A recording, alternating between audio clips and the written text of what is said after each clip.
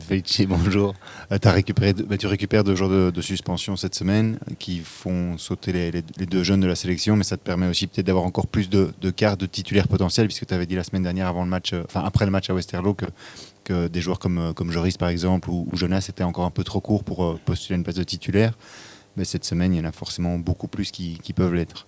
Oui, tout d'abord, un entraîneur est toujours content quand il récupère ses joueurs. Et l'objectif, c'est évidemment d'avoir tout le monde à sa disposition.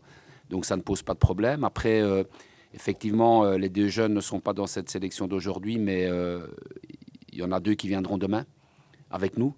Donc il ne faut pas oublier non plus que les U23 ont un championnat important à jouer et qu'ils sont là aussi pour les aider voilà, à bien terminer ce championnat. Donc, il y a cette première sélection et il y aura peut-être, enfin certainement l'un ou l'autre jeune qui sera là avec nous aussi demain. Par rapport à la semaine passée, justement, est-ce que dans les 19 qui sont là, il y en a qui sont légèrement incertains, ou en tout cas pas suffisamment en rythme pour postuler à jouer 90 minutes? Très honnêtement, on a une petite incertitude avec Jonas, mais on verra demain comment ça ira. Mais sinon, les autres sont prêts à démarrer un match et c'est pour ça qu'ils sont dans la sélection. À quel genre de rencontre tu t'attends face à une formation qui forcément ne peut pas se permettre d'attendre puisqu'elle a besoin absolument d'avoir les 3 points? On a vu au Standard que même mené 2-0, elle avait su réagir. Ça a été un peu plus compliqué la semaine dernière contre l'Antwerp. Voilà, quel genre de match? On est dans une phase et dans un moment où on doit d'abord penser à nous et ce qu'on a fait de bien les semaines précédentes et essayer de prolonger ce beau moment au maximum demain. Après, bien évidemment qu'il faut tenir compte des points forts et des points faibles, mais c'est une équipe qui change de système en cours de match. C'est une équipe qui change de joueurs au fil des semaines. Et donc, on n'a pas envie d'envahir de fausses informations de nos joueurs. Et le plus important, c'est qu'on s'appuie sur ce que nous on fait, sur ce qu'on a fait ces derniers temps, et certainement sur la mentalité qui nous a permis, entre autres, au-delà d'autres qualités, d'avoir gagné nos 2 derniers matchs. Vous sortez de 2 déplacements très compliqués. Avant ça, il y avait eu le match contre OHL, qui avait été, dans le résultat en tout cas, pas celui escompté, même si dans la manière, il y avait eu beaucoup de bonnes choses. Est-ce que tu rappelles aussi aux joueurs, finalement, c'est sûr que Zult joue sa tête et va tout donner, mais est dans une position avec un peu moins de qualité, probablement, ou un peu, en tout cas en difficulté cette saison.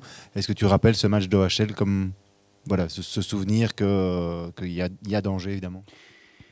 Tout d'abord, moi, en tant qu'entraîneur, je ne me permettrai pas de dire qu'il y a moins de qualité. Ça, c'est une chose. Mais par contre, oui, qu'ils sont dans une situation plus difficile, certainement. Et je le rappellerai à mes joueurs demain parce que la vie du match de demain va dépendre certainement de nous, de ce qu'on a envie de faire, de comment on a envie de le faire. C'est vrai que cette équipe de Zult doit prendre des points, mais nous aussi. Et donc finalement, le contexte, il est le même pour eux et pour nous. Nous, on a cet objectif de vouloir aller dans les playoffs 2. Et eux, ils ont cet objectif de devoir se sauver. Donc finalement, l'aboutissement de ce match-là, dans les têtes et dans la préparation, il doit être le même. Felice, on a déjà parlé, mais depuis que tu es revenu à Charleroi, Youssouf Badji s'est transformé. Ce but également à la dernière seconde la semaine dernière, j'imagine que ça lui a donné aussi encore un surplus de confiance. Comment tu l'as trouvé à l'entraînement cette semaine et est-ce qu'il peut encore progresser? Alors, tout d'abord, je suis vraiment très heureux et très content pour lui qu'il ait pu mettre ce but, d'une part, qui nous a permis de gagner le match, mais aussi un but d'une élégance et qui représente vraiment la confiance d'un joueur. S'il a acquis cette grosse confiance, il ne la doit qu'à lui. Comme je l'ai dit la semaine passée, c'est un garçon qui ne râle jamais, qui est toujours positif, qui travaille à l'entraînement, quelle que soit sa situation, qu'il joue pas, qu'il soit sur le banc, qu'il rentre, qu'il ne rentre pas. Et donc, c'est vraiment tout à son honneur d'avoir marqué ce but de cette manière-là. Ensuite, je vous l'avais dit après le match, je pense, Youssouf, la semaine passée, s'est sorti du 11 lui-même en venant me trouver. Avec sa grosse honnêteté, en me disant qu'il n'était pas à 100% parce qu'il avait été un peu malade dans la semaine. Et donc, il est venu me trouver pour me dire qu'il n'était pas prêt à rendre service à l'équipe à 100%. ce qui est très rare dans le monde du foot. Et donc, cette grosse correction, le but qu'il a mis, ça représente vraiment le garçon dans l'état d'esprit qu'il est pour le moment. Et donc, il a eu une semaine normale, positive, avec le Youssouf qu'on connaît, très, très, très calme, très souriant, et il s'est entraîné très bien. Il y a aussi ce duo avec Wakoun, qui est décisif aussi samedi dernier, avec notamment un but et la passe décisive.